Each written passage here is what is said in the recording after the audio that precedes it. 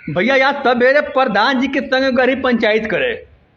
तो जिंदगी में पहली बार हम प्रधान जी के संगे भैया गरी पंचायत करे। पंचायत के कर रहे दू भाई का, मर्द मेहरारू रहे एक तरफ और ओकर एक लड़का रहे। आ एक ठे भाई बाप बड़का के कुछ नहीं तो ओकरे घरे मिला के 20-25 मनाई रहे, मर्द मेहरारू मिला के 20-30 तक कम ना रहे पक्का। आ एकरे घरवा में भैया एक मतारी बेटा आ बाबूजी बस 3-4 लोग रह। तब प्रधान मैटर का रहे, जमीन का मैटर रहे। वो जौन बड़का भैया रहे जौन कि 25-30 घाय तवांग रहे, तो वो कहे भैया कि यहाँ खेत में यहाँ लाठ बढ़ाई, यहाँ मेड़ दिया।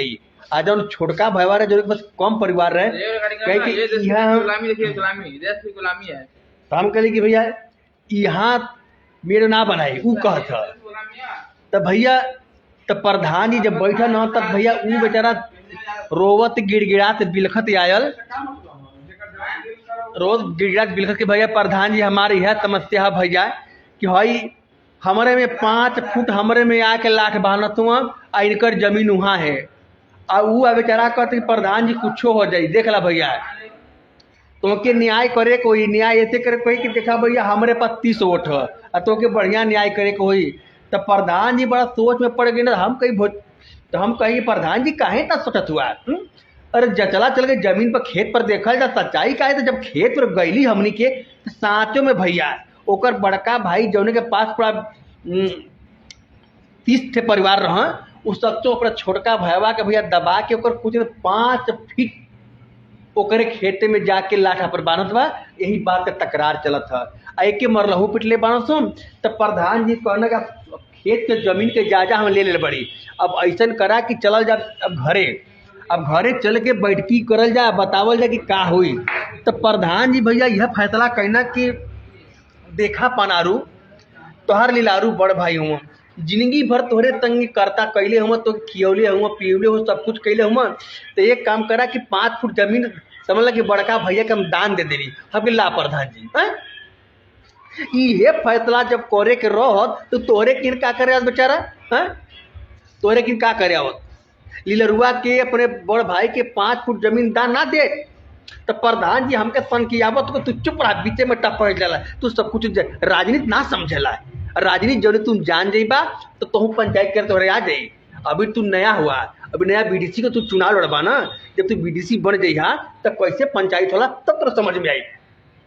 तो हम भैया चुप आए गए कि चाह भी प्रधान जी बढ़िया कथुआ।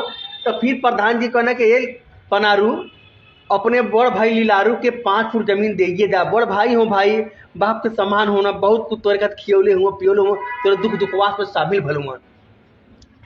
तई बेचारा पनरुआ कहते हे माई बाबू आपके तो पंच परमेश्वर मन नहीं बाड़ी, अगर तोहार इच्छा है तब ये करब। तो पनरुआ के मेहरुआ कहते नाना प्रधान जी ते ना सरासर ना इंसाफी है। बताई वो हमारे में 5 फुट आओ गल हुआ, आप कहत है कि ए पनारू लीलारू के 5 फुट जमीन दान दे दा। तो हम करें कि हाँ प्रधान जी ये कैसे इंसाफ करत हुआ। 5 फुट जमीन ओकरे में लीलरुआ बेची जाता पनरुआ में, तो कम से कम इतना करा महाराज की 2.5 फुट के बात कर दा। तो प्रधान जी कहना कि लीलारू ऐसा न कि भाई 2.5 फुट जमीनिया तो छोड़ दा पनारू के। तो एक पनारू को मेरा पनारू का परिवार डंडा उठा ले। अब समझ ला भैया कि लगल की लीलरुआ मिल के पनरुआ के पटक के मार दी सुन। तो प्रधान जी बीच बिचाव कहना तो भाई कहना ऐसा करा कि 5 फुट जमीन तू दे दा लीलारू के।